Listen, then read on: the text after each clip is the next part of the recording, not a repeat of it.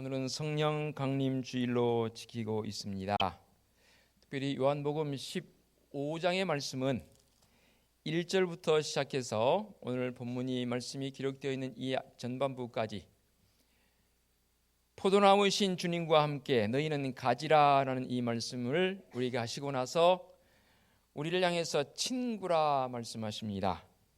이 성령 강림 주일에 사랑하는 성도들이 예수 그리스도를 진실로 친구로 함께 맞이하고 동행하는 그러한 믿음의 결단이 이 귀한 시간, 이 시간 있어지시기를 당부드리겠습니다. 그래서 오늘 말씀의 제목을 친구이신 예수님과 함께라는 제목의 말씀으로 은혜의 자리로 나아갑니다. 여러분이 한번 들어봤음직한 이야기입니다. 옛날 어느 부잣집에 아들이 있었는데 그 아들이 아버지 주신 그 돈을 가지고 돈을 많이 쓰면서 친구를 사귀었습니다. 그래서 아버지에게 대단히 자랑을 했습니다. 아버지, 저는 친구들이 얼마나 많은지 몰라요. 그렇게 자랑을 하는 그 아들을 향해서 아버지가 이렇게 아들에게 제안을 합니다. 아들아, 내게 친구가 많다니 참 좋은 일이다. 그러면 진짜 친구가 몇이나 된지 내가 한번 실험해봐도 될거나? 했더니 아들이 예? 아버지 얼마든지 그렇게 해보세요라고 허락을 했습니다. 어느 날 밤 아버지는 돼지 한 마리를 잡고 가마니에 둘둘 말아서 지게에다 메고 한밤중에 이 아들이 자랑하는 그 친구 집에 가서 노크를 했습니다. 이 친구가 나와서 그의 아버지와 친구를 이제 얼굴을 대면합니다. 그랬더니 아버지가 여보게, 내 아들이 어쩌다 실수를 해서 그만 사람을 죽였다네. 그러니 이 시신을 어디에 좀 묻고 며칠간 좀 숨겨질 수 없겠나? 라고 제안을 했더니 이 아들의 친구가 기겁을 합니다. 실수했다니 참으로 유감입니다마는 다른 데 가서 알아보세요. 저는 어떻게 해줄 수 없습니다. 그만 문을 닫아버리고 거절을 당했습니다. 다른 친구에 대해서 그 밤에 또 다른 친구로 가봤지만 역시 마찬가지고 밤새도록 여러 친구들의 집을 가서 이 상황을 설명하니 어느 친구도 이 상황을 받아들여주지 않습니다. 그러자 아버지가 이제 아들에게 제안을 합니다. 아들아, 그러면 이제 아들 친구들을 찾아가 봤으니까 이 아버지의 친구들을 한번 찾아가 보면 어떻겠니? 라고 제안을 합니다. 그랬더니 아들이 코가 석지나 빠졌잖아요. 한 친구도 안 받아주니까. 그래요 아버지, 한번 가보시죠. 그 아버지가 친구 문을 두드렸으니 집에 찾아가서 노크를 했습니다. 문을 열어줍니다. 이 아버지가 아버지 친구에게 이보시게, 어쩌다가 내 아들이 그만 실수로 사람을 죽여서 이렇게 내가 그 시신을 지금 지게에 지고 왔다네. 이 어찌하면 좋단 말인가? 했더니 그 아버지의 친구가 이렇게 말합니다. 어쩌다가 그런 실수를 했단 말인가? 자, 어서 이리로 들어오게. 일단 우리가 이 부분을 가지고 한번 생각해 보세. 라고 문을 열고 이 아버지의 친구는 문을 열어줬습니다. 들어가서 바로 이 지게의 짐을 내려놓자마자 아버지가 아버지의 친구에게 이렇게 말합니다. 친구, 고마워이. 그렇지만 대단히 미안하이. 사실은 내 아들 녀석이 하도 친구가 많다고 시험하라고 시험해봐도 되냐 해서 내가 그렇게 했더니만 아들 친구는 아무도 이 상황을 받아들이지 않았다네. 자네가 받아주니 고마워이. 사실은 이 지게에 이 지워져 있는 이 시신은 시신이 아니고 돼지라네. 오늘 이 지고 온 돼지를 잡아서 우리 이 밤에 잔치 한번 하세나 했다는 일화가 있습니다. 아들은 그제서야 참된 친구가 어떤 것인지를 깨달았습니다. 아버지를 보고요. 이 세상 친구는 돈이 있을 때는 좋지만 어려움이 닥쳤을 때에 혹은 죽음의 문제가 생겼을 때에 위태로운 자리에 있을 때에 과연 진정한 친구가 여러분 있나요? 믿음의 친구도 서로 힘들 때에 또 어려울 때 서로 격려하고 서로 위로해주는 신앙의 친구가 있다는 것 참으로 귀하고 좋은 일 아니겠습니까? 이 시간 진정한 친구를 한번 여러분에게 말씀을 통해 주신 것처럼 강조하며 소개하려고 합니다. 기쁠 때나 슬플 때나 성공했을 때나 혹은 실패할 때에도 늘 그 신의를 저버리지 않은 영원한 친구가 있습니다. 그분은 바로 우리 주님 예수 그리스도 그분입니다. 우리 주님 예수님은 우리들의 친구가 되어주셔서 언제나 함께 해주시고 우리가 죽을 때에도 옆에 계실 것이고 하나님의 심판대 앞에 섰을 때에도 나를 변호해 주실 친구, 그분이 바로 예수님이십니다. 오늘 우리에게 주신 말씀을 보게 되면 예수님께서 우리를 친구라 말씀하십니다. 어떤 사람에게요? 14절에 이렇게 말씀하면 너희는 내가 명하는 대로 행하면 곧 누구의 친구라고요? 나의 친구라. 나는 누구예요? 예수님 자신을 지칭하시잖아요. 그렇습니다. 사람이 친구를 위해서 자기 목숨을 버리면 이보다 더 큰 사랑이 없다. 일반적인 친구적 개념으로도 해석이 가능하지만 14절 말씀 뒷문장과 연결지어서 해석해 본다면 정말로 주님께서 내게 친구로 다가와 주셨는데 나는 그 주님을 위해서 목숨을 버릴 수 있는 그런 나의 친구된 모습인가를 생각해 볼 수 있는 말씀 아니겠습니까? 예수님은 우리의 죄를 대신해서 십자가에 못 박혀 죽어주시기까지 하셨습니다. 이 사실을 믿고 예수님을 믿고 예수님을 나의 구주로 믿는 그에게 분명하게 주님께서 말씀하십니다. 너는 나의 친구라. 부자도 가난한 사람도 어머니도 아버지도 누구나 가장 필요한 분이 바로 이 예수님입니다. 예수님만이 유일한 우리의 구주가 되시며 친구가 되신 줄로 믿습니다. 이 하늘 아래 우리 인간을 구원하실 분은 오직 예수 그리스도뿐입니다. 자꾸만 서구 신학이 들어와서 이 구원의 감격을 흐리고 있습니다. 예수님 아니어도 구원의 길이 있다고 말하는 사람들도 있더라고요. 또 예수님 믿기는 믿는데 온전히 예수님을 믿는 게 아니고 어느 한 부분만 인정하고 어떤 다른 경로를 통해서 기쁨을 얻고 하나님 나의 백성으로 살아가려고 하는 사람들의 그 모습을 보면서 안타까운 마음만 듭니다.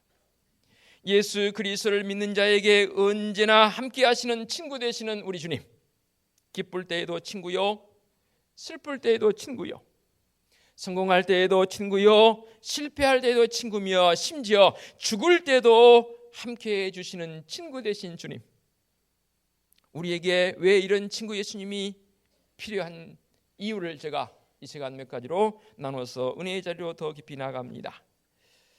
그렇습니다. 우리는 과거 때문에 예수님이 필요하지요. 어떤 과거를 말하고 있습니까? 우리의 과거를 뒤돌아본다면 우리는 모두가 다 죄인들이었습니다. 말로 지은 죄, 행동으로 지은 죄, 심지어 생각으로 지은 죄, 사실 생각으로 지은 죄가 더 많지요. 그런데 이 죄를 씻는 길은 예수님께서 흘리신 그 보혈의 공로밖에는 없습니다. 이 예수님의 보혈로 죄를 씻어주신 과거적 우리의 삶, 모르겠어요. 우리가 창기처럼 살지는 않았지만, 우리가 도둑으로 살지는 않았지만, 강도로 살지는 않았지만, 그와 버금가는 우리의 이 죄적 모습을 돌아보면서 우리가 회개하고 예수님의 십자가의 보혈의 피를 의지해서 흰 눈과 같이 씻김당하는 은혜를 입은 사람들이지 않습니까? 우리의 과거는 죄로 가득한 생활이었습니다. 검게 물든 기록을 우리가 가지고 있습니다. 그러나 우리 주님 말씀하십니다. 내게 나오라, 내가 네의 죄를 동이서에서 먼 것같이 멀게 해주겠고, 내가 네의 죄를 깊은 바다에 던져버리겠고, 내 등 뒤로 던져버리고 그 죄를 기억도 하지 않겠다라고 죄의 선포의 말씀을 우리에게 들려주셨습니다. 누가요? 친구이신 우리 주님께서 말입니다. 그 은혜로 우리가 예수 그리스도를 영접하고 하나님의 백성이 되었습니다. 하나님의 은총을 과거에 얼마나 많이 받은지 모릅니다. 우리들은 매일같이 알게 모르게 하나님의 은혜와 사랑 가운데 살아가고 있지 않습니까? 여러분의 과거를 한번 더듬어 보시기 바랍니다. 내가 주님을 처음 만나서 그 은혜와 사랑과 힘과 능력을 경험했지 않습니까? 하나님의 은혜와 은총 속에 살아왔습니다. 우리가 주님께 받은 은혜와 사랑을 세어본다면 한이 없을 정도입니다. 그러므로 우리는 감사한 마음으로 예수님을 사랑하고 따라야 합니다.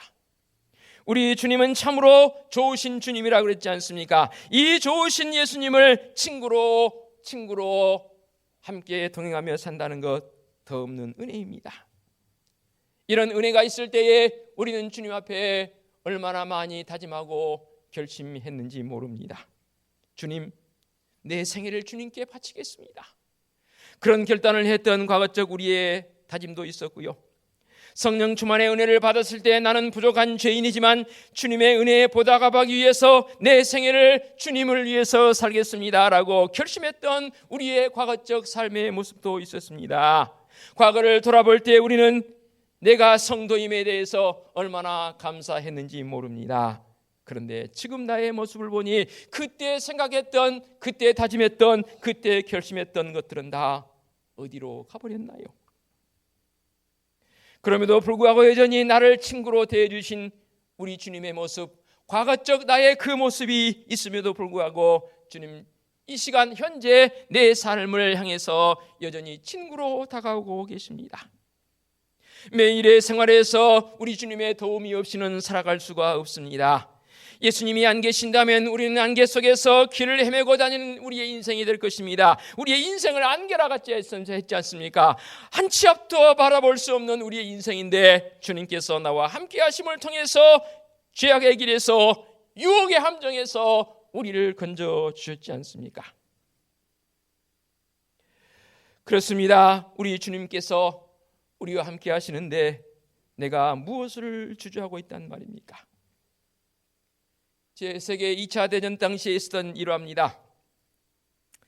일본군 비행기를 조종했던 공군 대령이 미군의 포로로 잡혔습니다. 그런데 이 공군 전투기를 통해서 워낙에 피해를 크게 줬기 때문에 결국 미군 측에서도 이 일본군 대령을 결국 형장의 이슬로 보내기로 결정을 했습니다. 그리고 형틀에 세웠습니다. 통역하는 사람을 세워서 자, 마지막 말할 기회를 주겠으니 말하라. 그랬더니 이 일본군 대령이 나를 좀 포박했던 것을 잠깐만 풀어주시오. 그리고 풀었더니 자기 호주머니를 뒤적거리더니 뭔가를 꺼냅니다. 그리고는 이것을 미국 적십사사에 좀 기증해 주시오. 봤더니 얼마 되지 않는 돈이지만 돈입니다. 아니, 이게 도대체 어찌된 일인가? 결국 이 비행기 조종사가 이런 고백을 합니다. 몇 해 전 한 선교사가 우리나라에 와서 친구이신 예수 그리스도에 대해서 복음을 전해 주었소. 내가 일본 백성이기에 또 군인이기에 전투기 조종을 안 할 수는 없는 일이기에 했지만 지금 이제 죽음을 앞두고 비록 내가 가진 것은 없지만 친구이신 우리 주님께 뭔가를 해드리고 싶은데 직접 할 수 없지만 이 작은 것이라도 전달해서 친구이신 주님의 모습을 드러내고 싶소라고 그런 고백을 하고 마지막 형장의 이슬로 사라졌다고 합니다. 자, 이 일본군 대령이, 공군 대령이 이것을 누구에게 배웠습니까? 선교사에게 배웠지요. 그러면 선교사는 누구에게 배워서 이것을 가르쳤습니까? 바로 우리 주님께로부터 배워서 가르쳤지요. 예수님을 배우고 예수님의 마음을 품기 전에는 다른 사람을 바로 대할 수가 없는 것이지요. 다른 사람이 나를 섭섭하게 할 때나 잘못했을 때에도 우리는 이 점을 잊지 말으시기 바랍니다. 주님께 맡기십시다. 주님께 맡기면 우리 주님께서 가장 적절한 때에 해결해 주십니다. 예수님은 바르게 사는 법을 가르쳐 주셨을 뿐만 아니라 그렇게 살아갈 수 있는 능력도 성령님을 통해서 우리에게 주신 줄로 믿습니다. 특별히 오늘은 성령 강림 주일입니다. 교회가 시작되는 중요한 절기가 바로 성령 강림 주일입니다. 초대교회에 임했던 성령님의 강력한 임재가 지금 믿는 우리 성도들에게 임재하셔서 말씀대로 살아갈 수 있는 믿음의 결단이 있어지시기 바랍니다. 이렇게 과거적 우리의 모습을 우리 친구이신 주님께서 품어주실 뿐만 아니라 현재적 내 삶 속에서 시마다 때마다 개입하셔서 어떤 모습으로 다가옵니까? 위로자의 모습으로 다가오지 않습니까? 이 세상에는 너무나 근심과 걱정과 큰 슬픔들이 많습니다. 사람의 위로도 필요하지만 위로해 주시고 문제를 해결해 주실 분 바로 우리 주님 예수 그리스도 뿐인 줄로 믿습니다. 진정한 위로자가 우리에게 필요합니다. 예수님께서 부활하시고 승천하실 때에 근심하고 슬퍼하는 제자들에게 뭐라고 말씀하셨습니까? 지금 내가 떠나가지만 내가 너희를 고아와 같이 버려두지 않고 보혜사를 보내주시리라 약속해 주셨고 약속대로 보혜사 성령님을 보내주셨습니다. 그 성령님께서 예수님을 믿는 자들에게 사모하고 의지하는 자에게 지금 찾아오셔서 나를 붙들어 주시고 위로해 주신 줄로 믿습니다. 이 세상에서 하나님께서 위로하실 수 없는 슬픔이란 저는 없다고 믿습니다. 그런데 사람과의 관계성 속에서는 위로가 안 되는 그러한 아픔도 있더라고요. 여러분 어떤가요?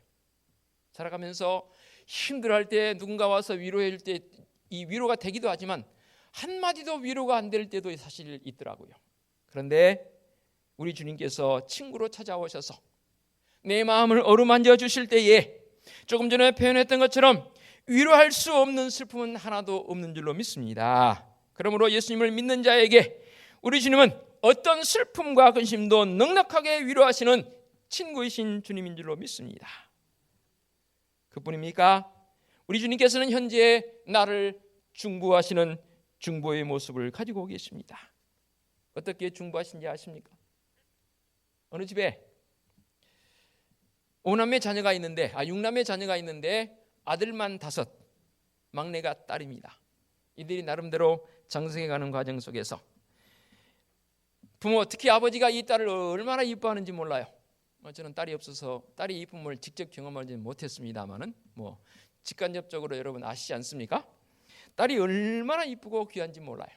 그래서 딸이 말하는 것은 다 들어주는 거예요. 근데 이 오빠들이 참 더 명석해요.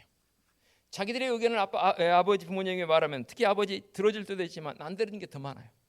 그러니까 이 5형제 형제들이 머리를 이렇게 짜서 우리가 우리에 대한 생각을 말할 때에 아버지께서 가장 기뻐하시는 이 딸을 이용해서 뭔가 좀 해보자. 그래서 딸의 생각인 것처럼 오빠들이 딸에게 누이에게 말합니다. 그러면 그 딸이 아빠에게 아빠 이런 일이 하고 싶어요. 그래. 그럼 딸이 오는데 해줘야지 하면서 뜻을 들어줬다고 합니다. 그렇습니다. 감히 우리 주님의 중보적 모습이 이 딸과 비교가 되겠습니까마는 우리 하나님께서 가장 기뻐하는 자가 누굽니까? 바로 우리 주님 예수 그리스도 그분입니다. 그래서 제가 수십 번 설교했습니다.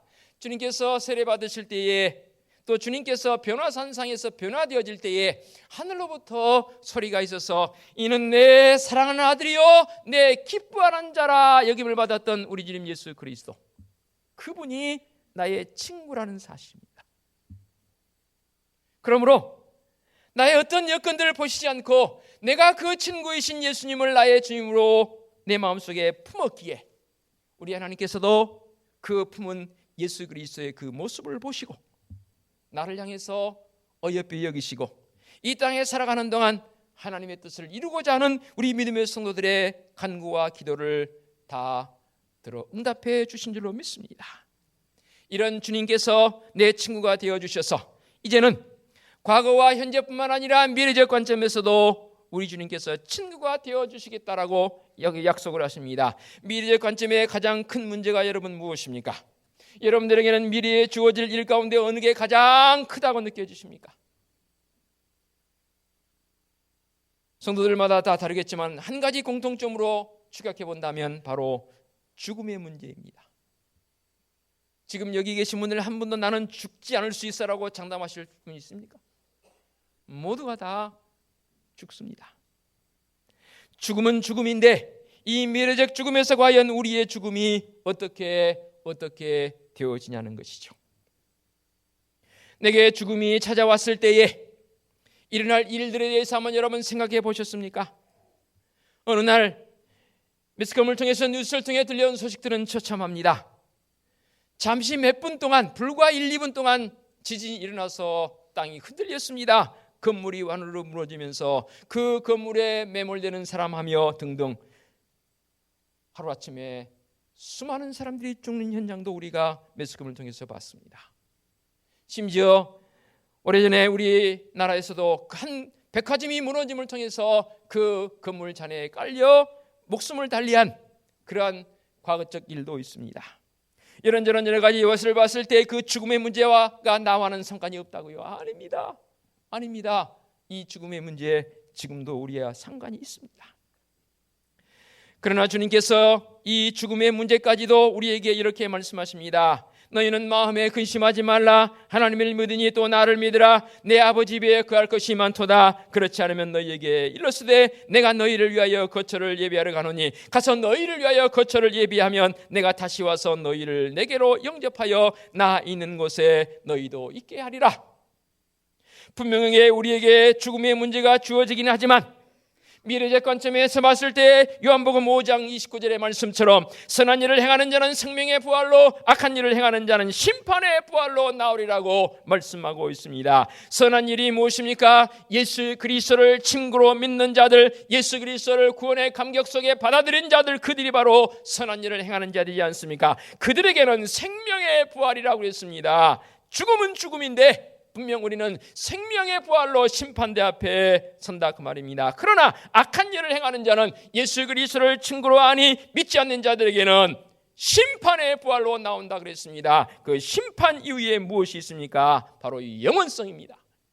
예수 그리스도를 믿는 자들, 친구로 여기는 자들에게는 영원성을 가지고 살아가는데 어디서요? 우리 하나님과 천국에서 살 것이지만 그러나 그 영원성이 반대적 상황으로 악한 일을 행하는 자적 삶을 살았던 사람들에게는 지옥의 모습으로 영원성을 가지고 살 것입니다.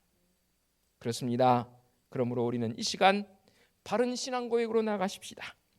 누가복음 12장 4절 5절 이 말씀 여러분에게 봉독해 드리고 말씀 마무리하려고 합니다. 내가 내 친구 너희에게 말하노니 몸을 죽이고 그 후에는 능히 더 못하는 자들을 두려워하지 말라. 마땅히 두려워할 자를 내가 너희에게 보이리니 곧 죽인 후에 또한 지옥에 던져 넣는 권세에 있는 그를 두려워하라. 내가 참으로 너희에게 이르느니 그를 두려워하라.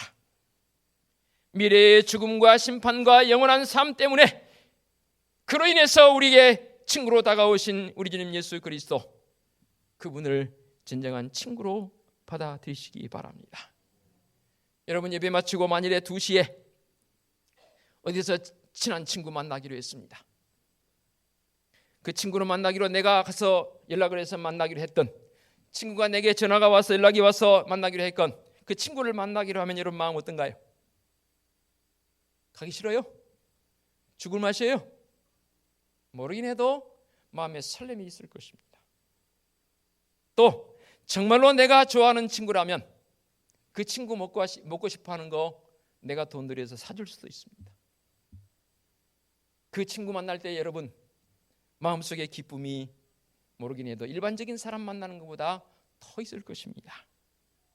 오늘 이 시간 내게 친구로 다가오신 주님 예수 그리스도, 그분이 친밀성을 가지고 우리에게 지금 다가와 계십니다. 나는 그 주님을, 예 그렇습니다 주님, 저도 주님의 친구임을 고백합니다.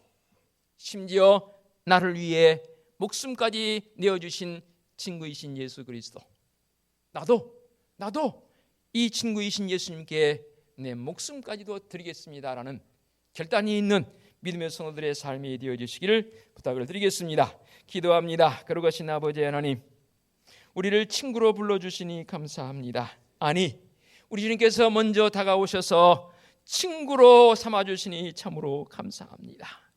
주님, 친구를 위해서 목숨 버리는 게 그 어떤 것보다 귀한 일을 했사오니 먼저 나를 위해 목숨 버리신 주님, 그 주님 친구를 위해서 나도 내 목숨 주님께, 친구인 주님께 바칠 수 있는 결단이 있는 믿음의 성도들의 삶이 되게 하여 주시옵소서.